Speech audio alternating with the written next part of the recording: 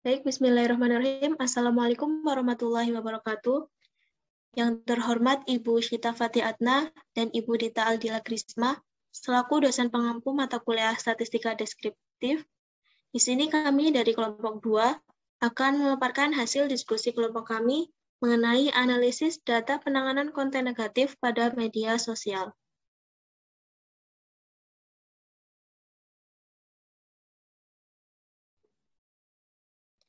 Sebelumnya, perkenalkan anggota dari kelompok 2 yang pertama, Siti Rohaya dengan NPM 6001, yang kedua Sepia Erin Ertalita dengan NPM 6005, yang ketiga Sufi Citra Pratiwi dengan NPM 6033, dan yang keempat Viola Eksa Pradesta dengan NPM 6042.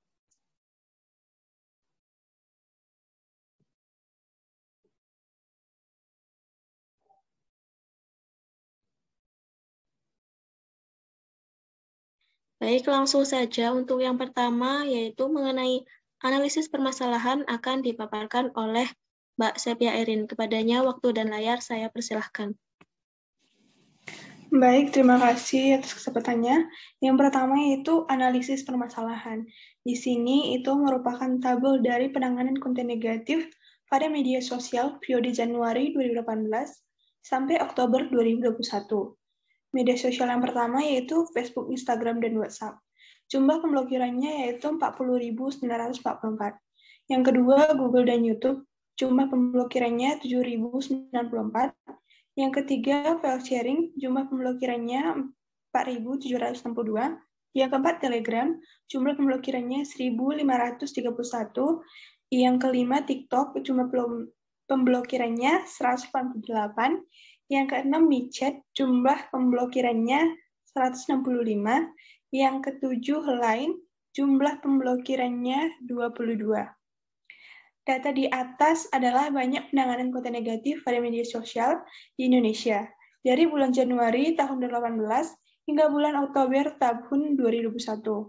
Data tersebut merupakan data sekunder yang diperoleh dari website Kementerian Komunikasi dan Informatika, di mana data penanganan konten negatif tersebut terjadi pada media sosial, Twitter, Facebook, Instagram, dan WhatsApp, Google dan YouTube, file sharing, Telegram, TikTok, WeChat, dan lain. Namun, ada data yang tidak diambil, yaitu Twitter. Dikarenakan data yang diperoleh akan disajikan melalui diagram dan jumlah pemblokiran yang terlalu tinggi akan membuat data yang terkecil tidak terlihat dalam diagram, karena perbedaan jumlah pemblokiran yang terlalu jauh. Variabel data tersebut yaitu jumlah pemblokiran konten negatif pada media sosial. Lalu populasi yang digunakan itu jumlah pemblokiran konten negatif pada media sosial di Indonesia. Sedangkan sampel yang digunakan yaitu media sosial yang ada dalam tabel tersebut, yaitu Facebook, Instagram, dan WhatsApp, Google dan YouTube, file sharing, Telegram, TikTok, WeChat, dan lain. Media sosial memiliki peran penting dalam era digital sekarang, terutama di Indonesia. Media sosial dapat memudahkan kita untuk dapat saling berkomunikasi sama lain dalam jarak yang jauh. Selain itu, media sosial juga merupakan wadah untuk berpenghasilan, terutama bagi anak zaman sekarang yang memanfaatkan media sosial sebagai sumber penghasilan tambahan. Jumlah pemblokiran dapat diartikan sebagai keseluruhan pemakaian media sosial yang disalahgunakan oleh warga Indonesia. Pemblokiran tersebut terjadi dikarenakan beberapa konten yang dibuat berbau negatif atau mengandung unsur sara. Jumlah pemblokiran yang banyak ini dapat membantu mengurangi jumlah konten-konten negatif atau mengandung isu sara yang ada di media sosial. Dari data tersebut, kita dapat melihat bahwa jumlah pemblokiran terbanyak terjadi pada media sosial Facebook, Instagram, dan WhatsApp. Ini menunjukkan bahwa konten negatif paling banyak sumbernya berasal dari Facebook, Instagram, dan WhatsApp. Sedangkan pemblokiran terkecil terjadi pada media sosial lain. Ini menunjukkan bahwa konten negatif paling sedikit bersumber dari lain. Berikut ini merupakan data asli atau data otentik mengenai penanganan konten negatif pada media sosial periode Januari 2018 sampai Oktober 2021 yang diambil dari data.kominfo.go.id. Baik, terima kasih Mbak Erin. Untuk yang selanjutnya yaitu ukuran pemusatan yang akan dipaparkan oleh Mbak Viola. Kepadanya waktu dan layar saya persilahkan.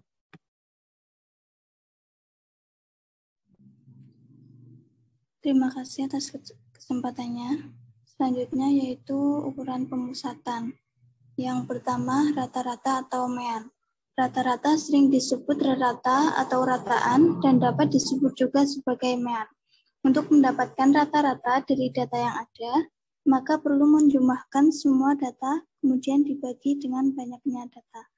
Untuk rumus mencari rata, yaitu X bar sama dengan sigma X per N, di mana X bar yaitu rata-rata atau mean, sigma X jumlah nilai data, dan N banyaknya data. Untuk data ini, ratanya yaitu 40.944 ditambah 7.094 ditambah 4.762 ditambah 1.531 ditambah 188 ditambah 165 ditambah 22/7. Hasilnya yaitu 47.706/7, sehingga didapatkan ratanya 6.185,142857. Yang kedua yaitu median. Median sering disebut sebagai nilai tengah. Untuk menentukan nilai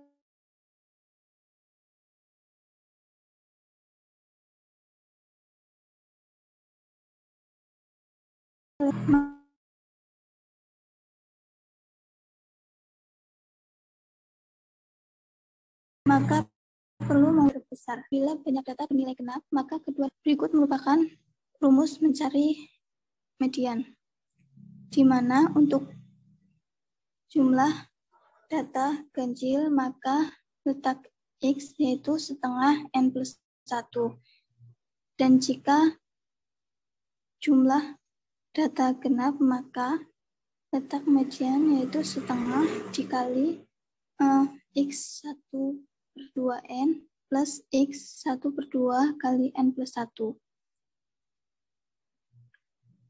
Di sini kita mengurutkan data terlebih dahulu, yaitu 22, 165, 188, 1531, 4.762, 7.094, dan terakhir 40.944. Karena banyak data yang ada yaitu ganjil, maka nilai median yaitu X setengah N plus 1. X setengah 7 plus 1, X setengah kali 8, yaitu X4, yang bernilai 1.531. Sehingga nilai tengah dari data tersebut yaitu 1.531 yang merupakan jumlah pemblokiran terhadap media sosial Telegram. Kemudian yang ketiga yaitu modus. Modus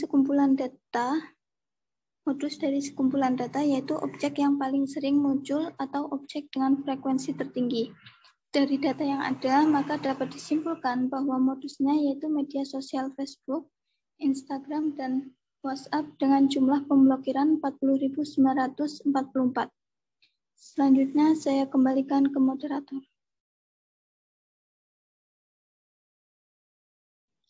Baik, terima kasih untuk yang selanjutnya yaitu mengenai ukuran penyebaran yang akan saya jelaskan. Untuk yang pertama yaitu jangkauan atau bisa disebut dengan rentang, rentangan, atau range. Jangkauan dari nilai-nilai X1, X2, X3 hingga Xn disajikan dengan J merupakan selisih antara nilai yang terbesar dengan nilai yang terkecil dan dirumuskan J sama dengan X max dikurangi X min. Dengan J merupakan jangkauan, kemudian X max merupakan nilai terbesar dalam data ini yaitu dalam media sosial Facebook, Instagram, dan WhatsApp yaitu sebesar 40.944, kemudian X min yaitu merupakan nilai terkecil. Dari data ini, nilai terkecilnya yaitu pada line yaitu sebesar 22, sehingga jangkauannya sama dengan X max dikurangi X min sama dengan 40.944 dikurangi 22, sama dengan 40.922.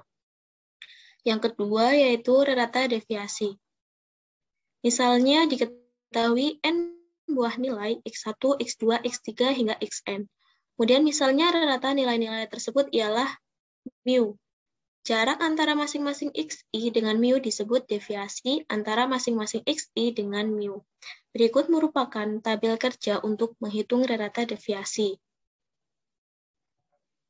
Dari tabel tersebut terlihat bahwa sigma X atau jumlah nilainya yaitu 54.706. Kemudian N atau jumlah data atau sampel yaitu sebanyak 7. Kemudian kita akan mencari mu atau nilai rata-ratanya dengan menggunakan rumus sigma X dibagi N. Yaitu sama dengan 54.706 dibagi 7 sama dengan 7.815,14. Selanjutnya, dalam tabel tersebut juga terdapat sigma nilai mutlak X min mu, atau jumlah nilai dikurangi rata-rata, yaitu sebesar 66.257,7.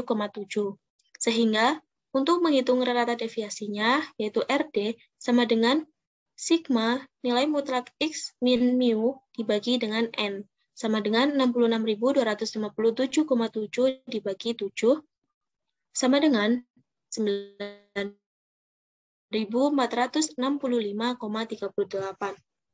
Untuk yang tiga yaitu variansi. Variansi dari nilai-nilai X1, X2, X3 hingga Xn pada sampel disajikan dengan S kuadrat dan didefinisikan sebagai S kuadrat sama dengan sigma X dikurangi X bar dikuadratkan dibagi N-1. Berikut merupakan tabel kerja untuk menghitung variansi. Selanjutnya kita menghitung nilai rata-rata atau X-bar-nya, yaitu sama seperti pada rata deviasi, dihasilkan 7.815,14. Kemudian dalam tabel tersebut terdapat sigma X dikurangi X-bar dikuadratkan, yaitu jumlah nilai dikurangi nilai rata-rata yang dikuadratkan. Dan diperoleh sebesar 1.324.284.424,86. Kemudian S kuadrat atau variansinya yaitu sigma X dikurangi X bar dikuadratkan dibagi N-1 dengan N merupakan jumlah sampelnya yaitu 7 dikurangi 1. Sama dengan 324.424.424,86 dibagi 6, yaitu dihasilkan 220.714.070,81. Yang terakhir ada deviasi baku. Deviasi baku ini pada sampel disajikan dengan S, yang merupakan akar kuadrat dari variansinya. Sehingga S atau deviasi baku sama dengan akar dari S kuadrat atau akar dari variansinya, yaitu sama dengan akar dari 220.714.070,81 dan dihasilkan yaitu 14.856,45. Untuk yang selanjutnya yaitu ukuran letak akan disampaikan oleh Mbak Sufi. Kepadanya waktu dan layar saya persilahkan. Untuk yang selanjutnya yaitu mengenai ukuran letak. Yang pertama, kuartil. Kuartil adalah nilai yang membagi sekumpulan data yang terurut menjadi 4 bagian yang sama, yaitu bagian pertama, kedua, ketiga, dan bagian keempat. Kuartil terbagi menjadi 3, yaitu kuartil 1 atau Q1, kuartil 2 atau Q2, dan kuartil 3 atau Q3. Kuartil memiliki rumus yaitu QI sama dengan I dikali N plus 1/4, dengan QI sama dengan kuartil ke I. I sama dengan data ke N, 1, 2, hingga N, dan N sama dengan banyaknya data. Dari data di atas dapat dicari kuartil bawah atau Q1, yaitu menggunakan rumus QI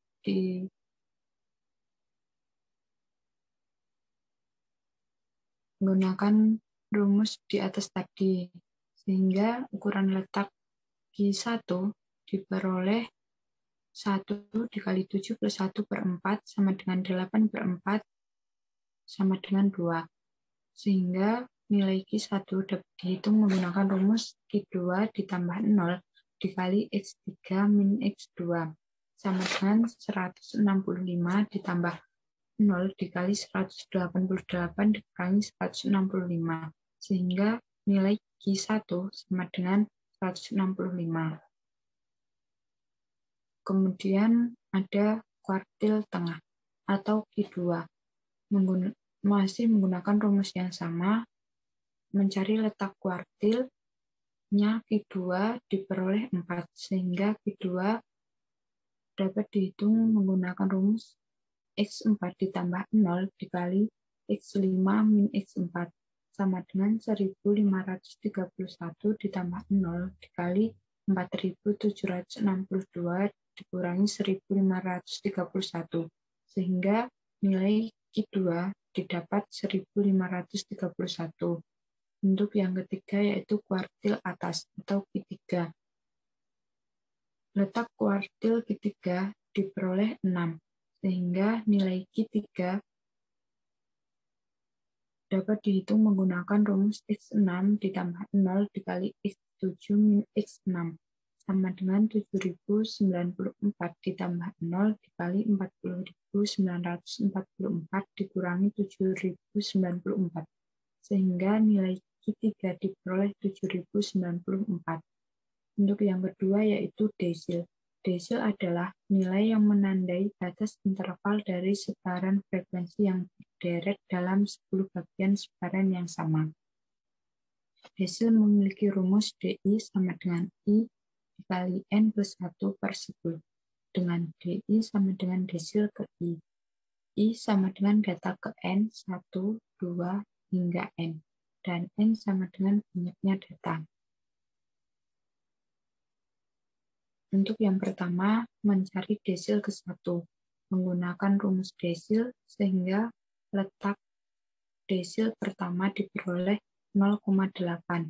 Kemudian nilai D1 dihitung menggunakan rumus X0 ditambah 0,8 dikali X1 min X0, sehingga nilai D1 diperoleh 17,6. Kemudian mencari desil kedua. Letak desil kedua dari data di atas yaitu 1,6, sehingga nilai D2 diperoleh menggunakan rumus X1 ditambah 0,6 dikali X2 min X1 sama dengan 22 ditambah 0,6 dikali 165 min 22, sehingga nilai D2 diperoleh 107,8.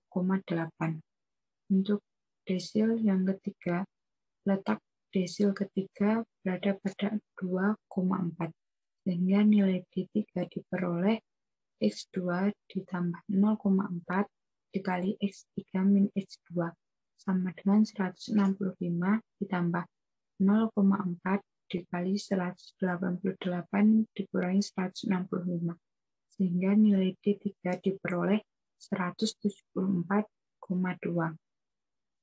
Untuk desil keempat hingga desil ke-8 dapat dihitung menggunakan rumus yang sama. Kemudian yang ketiga yaitu persentil atau PI. Persentil adalah nilai yang membagi data menjadi 100 bagian yang sama besar. Persentil mempunyai rumus PI sama dengan I dikali N plus 1 per 100, dengan PI sama dengan persentil ke I sama dengan data ke N, 1, 2, hingga N, dan N sama dengan banyaknya data.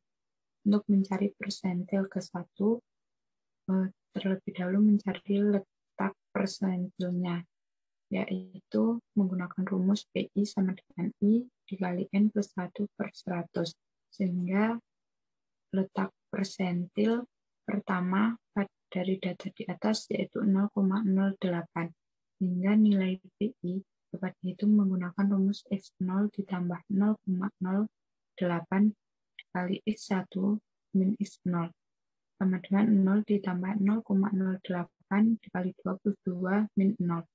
Sehingga nilai P1 diperoleh 1,76. Untuk persentil kedua masih menggunakan rumus yang sama, yaitu mencari letak persentil kedua yang diperoleh 0,16. Sehingga nilai P2 dapat dihitung menggunakan rumus X0 ditambah 0,16 dikali X1 min X0 sama dengan 0 ditambah 0,16 dikali 22 dikurangi 0. Sehingga nilai P2 diperoleh 3,52. Untuk persentil ketiga, yaitu letak persentil ketiga berada pada 0,24. Sehingga nilai P3 dapat dihitung menggunakan rumus X0 plus 0,24 dikali X1 min X0 sama dengan 0 ditambah 0,24 dikali 22,0. Sehingga nilai P3 diperoleh 5,28. Untuk persentil keempat hingga persentil ketujuh dapat dihitung menggunakan rumus yang sama. Untuk yang selanjutnya, saya kembalikan ke moderator.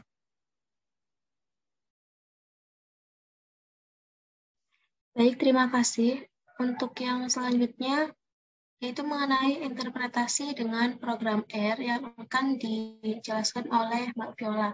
Kepadanya waktu dan layar saya persilahkan.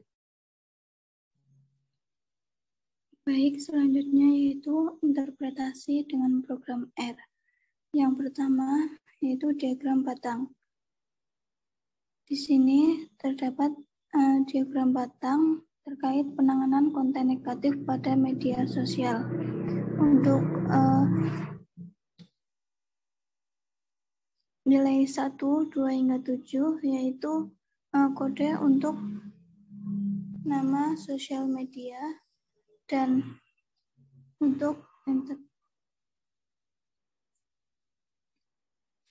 kode 1 yaitu media sosial FB, IG, dan WA dengan jumlah pemblokiran 40.944. Kode 2 yaitu media sosial Google dan YouTube dengan jumlah pemblokiran 7.094. Kode 3 yaitu media sosial file sharing dengan jumlah pemblokiran 4.762. Kode 4 yaitu media sosial Telegram dengan jumlah pemblokiran 1.531. Kode 5 yaitu sosial media TikTok dengan jumlah pemblokiran 188.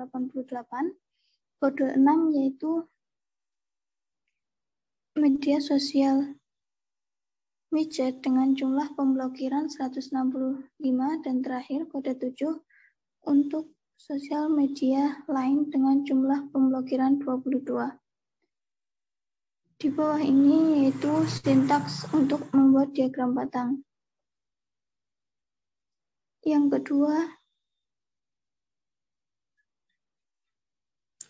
yaitu diagram garis. Dapat dilihat diagram garis terkait penanganan konten negatif pada media sosial. Di sini terdapat 7 titik, di mana untuk titik yang pertama yaitu media sosial FB, IG, dan WA dengan jumlah pemblokiran 40.944. Kemudian titik yang kedua yaitu media sosial Google dan YouTube dengan jumlah pemblokiran 7.094. Titik yang ketiga yaitu media sosial file sharing dengan jumlah pemblokiran 4.762.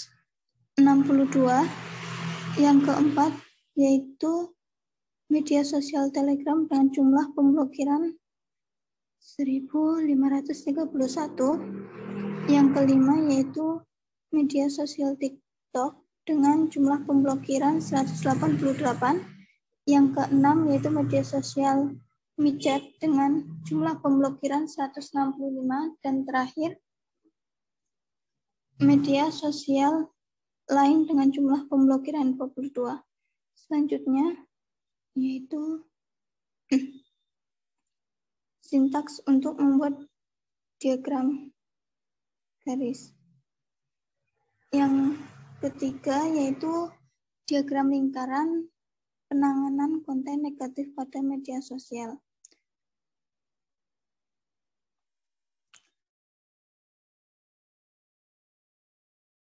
Merah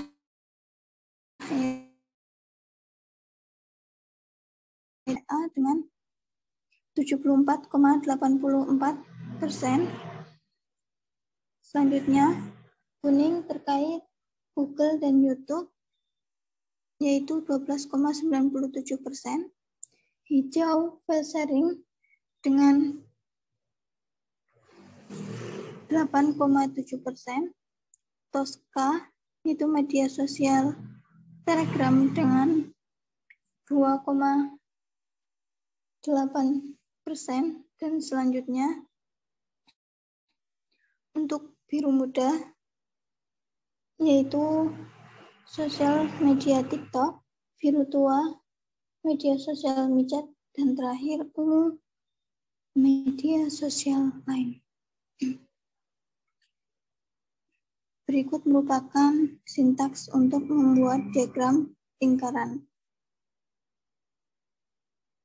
Dan terakhir yaitu histogram, data penanganan konten negatif pada media sosial. Untuk X-nya yaitu rentang jumlah pemblokiran dan Y-nya yaitu jumlah media sosial. Dalam rentang 0 hingga 10.000 terdapat 4 batang, di mana untuk batang yang pertama terdapat 3 media sosial yaitu Line, WeChat, dan TikTok. Kemudian batang yang kedua yaitu Telegram. Batang yang ketiga yaitu file sharing, dan yang keempat yaitu Google dan YouTube. Untuk batang terakhir dengan rentang di atas 40.000 yaitu terkait media sosial FB, IG, dan WA. Di sini terdapat kekosongan dalam rentang tertentu dikarenakan tidak ada media sosial yang memiliki jumlah pemblokiran sesuai rentang yang ada. Berikut merupakan sintaks untuk membuat histogram. Sekian dari saya kembalikan ke moderator. Baik, terima kasih Mbak Viola atas pemaparannya. Dan ini merupakan daftar pustaka yang kami gunakan sebagai referensi materi. Dan sekian presentasi dari kelompok kami. Mohon maaf apabila terdapat kekurangan. Wabillahi taufiq wal hidayah. Wassalamualaikum warahmatullahi wabarakatuh.